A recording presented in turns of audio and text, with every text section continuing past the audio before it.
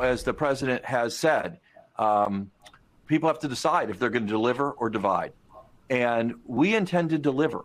And when I talk to Republicans, I see that they want to deliver too. And I think they, particularly around these infrastructure issues, I do think there's strong bipartisan support. I understand controversy about the pay-fors, controversy about certain specifics, but let's work together and see if there's a way for us to deliver this. In the end, let me be clear, the president was elected to do a job, and part of that job is to get this country ready to win the future. That's what he's going to do. All right, White House Chief of Staff Ron Klain yesterday suggesting the administration is prepared to move forward on the infrastructure plan without GOP support. President Biden says his infrastructure proposal would deliver a once-in-a-generation investment to Americans. The multi-trillion-dollar economic package includes hundreds of billions for upgrading child care facilities, building new facilities in areas that need them the most, expanding the child care tax credits for families, and creating new jobs and raising wages and benefits for caregivers. It's being recognized by advocates such as the Time's Up Foundation for its investment in family care. And let's start a conversation there. Let's bring in the chief executive of the Time's Up Foundation, Tina Tchen. She is former chief of staff to Michelle Obama. Also with us, Kat Cole. She's an advisor, investor, and former president and COO of Focus Brands. And Alexandra Carter, a professor at Columbia Law School and author of the book, Ask for More, 10 Questions to Negotiate Anything. We talk with Alexandra a lot in our Know Your Value community. But Tina, first, tell me what the research found and what the solutions you are offering to make a more equitable workplace. Oh, well, thank you, Mika, and it's great to be here with you. This research, I think, is path-breaking. What we did was to look at behavioral design, not just changing attitudes about women in the workforce, but how do we change the systems in which we work to actually reinforce, instead of the ideal worker, which is the way our work is set up, the ideal worker is someone who devotes their entire life to their job. Who does that sound like? More like men than women, people who don't have caregiving responsibilities at home. That's who our workplaces are designed for. Well, let's design for an ideal workplace instead. A place that, for example, makes paid leave the default when you have a child instead of something a worker has to ask for. That makes the kinds of qualities that caregivers bring, multitasking, being able to be flexible, as the qualities you want to promote and reward in the workplace instead of those that you're going to penalize. And instead of changing attitudes, we think you can do things like really impact what happens in the workplace. It's like Stephanie said, we need to build back better coming out of this pandemic, and investing in caregivers, including in the Biden plan, but also in the way we design our workforces and workplaces, is a critical component where we can make this once-in-a-generation transformation happen. There's a focus in these recommendations on fairness, dignity, and respect. And I'm going to ask you in a minute, Tina, what would incentivize companies to do that? Because it ultimately would give them value back. But let me jump to Kat, because these are great ideas. And an equitable workplace is what all of us on this screen right now have been fighting for years. But for the woman employee, and especially the minority employee, who I think struggles even more, what's the part of the equation that she can control to make things better for herself?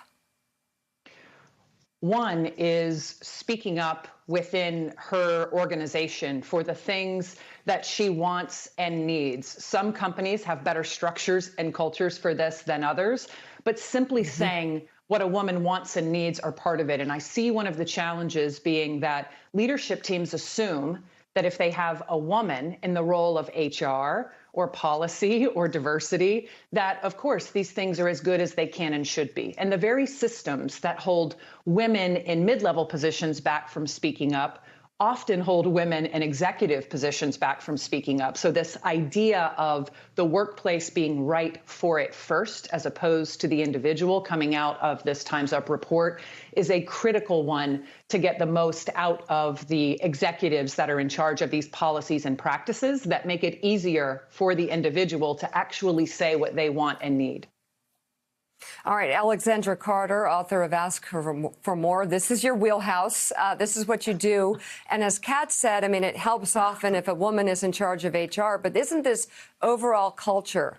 And speaking up, as Kat talked about, often is really hard because a lot of these women and minorities don't feel they can. What are tools and techniques to help create a more equitable workplace, especially if the recommendations that Tina's group is putting forward aren't in place right now? Yeah, thank you, Mika. Anytime we talk about women and negotiation in the workplace, we are always navigating this tension between how do we deal with our current reality, which is what Kat spoke to, and what Tina's speaking to, which is how do we change the system? And I think one of the things that we need to talk about more is women of color. So women of color, by and large, face an even larger pay gap than white women. But more than that, they are the most likely to be asked to take on that extra work called office housework, work that is not compensated. For example, can you serve on that diversity committee for us? Can you recruit? I see you nodding, Tina, right? Can you recruit for us at that event for Black women? And all of that extra work, right, adds to the burnout that many women and women of color are facing, but it also comes at the expense of the high-profile compensable work that they need to get promoted. Yeah. So, Tina, you're nodding. We have these issues. They exist in the workplace. The report that you're putting out is amazing. Everyone should read it, especially people who run companies. But what is the incentive to have a workplace that is based on fairness and dignity and respect, that embraces the fact that people might have other things to do, that respects that even really honestly puts that on a pedestal?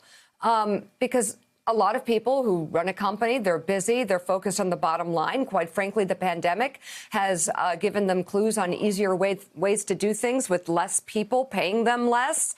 And here you are with this report. This seems to require work and effort. What's the incentive?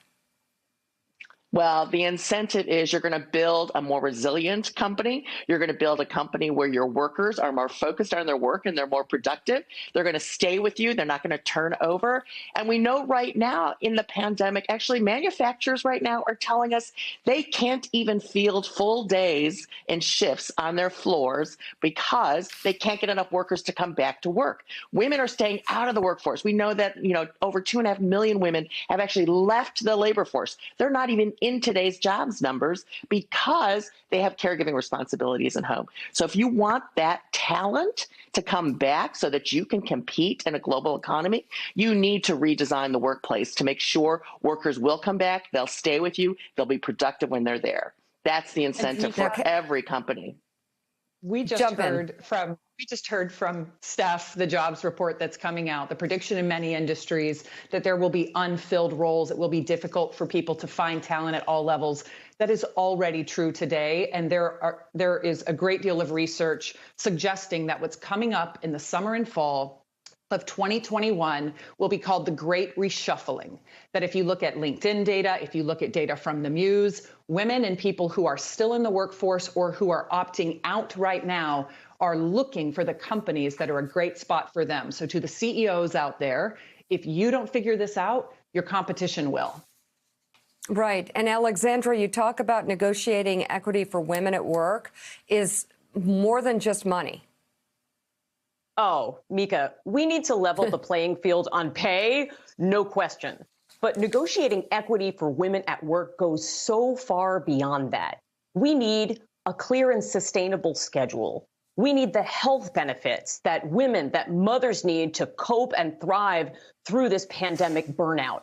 And we need access to the people, to the meetings, and to the work that's going to allow us not just to get back into the workforce, but to narrow that pay gap and reach the very highest levels of management. So, Tina Tchen, final word to you. Where do you plan to go with this? What do you hope it will do? Are you approaching companies? How do you think this report will impact the conversation, but more importantly, the reality for women? Well, I think the report's a paradigm shift, Mika. I really do. Let's get out of just trying to change attitudes. Let's really look at our systems. And it's not that hard to do. It's not that hard to set up clear roles for people on how you're going to measure their success at work, as opposed to, do they fit into the company and have they been, somebody that's good to hang out with as their means for promotion. So we can do this and we can build back better. And, we're reaching out to companies. We are actually setting up networks of businesses who want to learn about this. This is something that I think can really change how we look at our workplaces and how we can design them to be better and be more profitable and successful for everyone. I love it. A Know Your Value powerhouse conversation. Tina Tchen, Kat Cole, and Alexandra Carter, thank you very much to all of you. You can find out much more about this on knowyourvalue.com. And all of you come back and let's do it again. Hey, thanks so much for watching our YouTube channel. You can follow up on today's top stories and breaking news, or catch up on your favorite MSNBC shows all in one place. Download the NBC News app today.